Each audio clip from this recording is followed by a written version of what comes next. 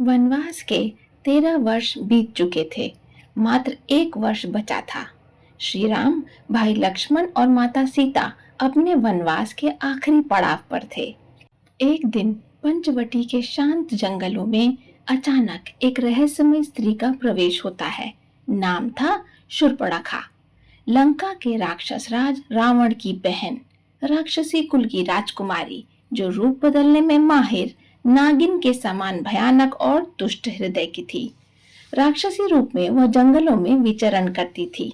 जब श्री राम, लक्ष्मण और माता सीता पंचवटी के पास वनवास काट रहे थे, तब शूर्पणखा वहां से गुजरी। उसने श्री राम और लक्ष्मण को देखा तो उनके सौंदर्य को देखकर शूर्पणखा मोहित हो गई। शूर्पणखा सोचने लगी, यह कौन सुंदर पुरुष है, ऐसा तेज, ऐसा रूप, अवश्य ही मैं इन्हीं से विवाह करूंगी। शूर्पणखा सुंदर स्त्री का रूप धारण करती है और सीधे श्री राम के पास पहुंच जाती है। श्री राम का तेज, मर्यादा और सौम्यता देखकर वह मोहित हो गई थी। वह बोली, हे राजन, आप जैसे वीर और सुंदर पुरुष के लिए मैं ही उपयुक्त पत्नी हूँ। मैं आपसे विवाह करना चाहती हूँ। श्री राम मुस्कुराते हुए कहते हैं, देवी, मैं तो पहले से ही विवाहित हूँ। मेरी पत्नी सीता मेरे साथ है। मैं आपसे विवाह नहीं कर सकता। तभी शूर्पणखा की नजर लक्ष्मण पर पड़ती है। वह श्री राम से पूछती है कि वह कौन है। श्री राम उसे बताते हैं कि वह उनका छोटा भाई लक्ष्मण है। शूर्पणखा कहती है कि फिर मैं उससे जाके पूछती हूँ। जिस पर श्री राम कहते हैं कि कोशिश करके देख लो।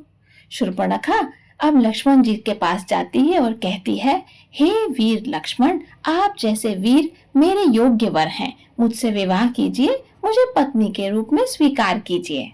लक्ष्मण, जो श्री राम की हर बात समझते थे, बड़ी चतुराई से बात करते हैं और कहते हैं, मैं तो अपने भाई की सेवा में जीवन बिता रहा हूँ। मैं सेवक हूँ और विवाह के बाद तुम भी सेविका बन जाओगी। ऐसा जीवन क्यों जीना चाहती हो तुम? क्षमा करो देवी, मैं तुमसे विवाह नहीं कर सकता। शूर्पणखा को अब अपना अपमान महसूस हुआ। उसका प्रेम अब जलन और क्रोध में बदल चुका था। क्रोधित होकर वह अपने वास्तविक भयानक राक्षसी रूप में आ गई और माता सीता पर झपटी। वह बोली, यदि सीता न होती तो ये दोनों मुझे स्वीकार करते। मैं अभी इसी क्षण सीता को समाप्त कर देती हूँ। मैं इसे अभी खा जाती हूँ। और जैसे ही शूर्पणखा सीता माता की ओर बढ़ी, यह देखकर लक्ष्मण जी को अत्यंत क्रोध आया। अपने भाई और भाभी की सुरक्षा के लिए लक्ष्मण ने उसकी मर्यादा भंग करने का निर्णय लिया। लक्ष्मण ने एक झलक में अपनी तलवार निकाली और शूर्पणखा की नाक और कान काट दिए। वह करा उठी। उसका अहंकार, उसकी सुंदरता, उसका क्रोध सब लहूलुहान हो गए। शूर्पणखा क्रोधित और तिलमिलाई आवाज में बोली, हाय मेरी नाक, तुमने मेरी सुंदरता छीन ली। मैं रावण की बहन हूँ और तुमने मेरा अपमान किया है।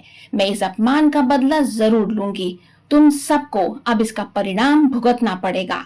वह रोती चिल्लाती हुई भागी और यही अपमान बना वो बीज जिससे आगे चलकर लंकापति रावण ने सीता हरण का निर्णय लिया।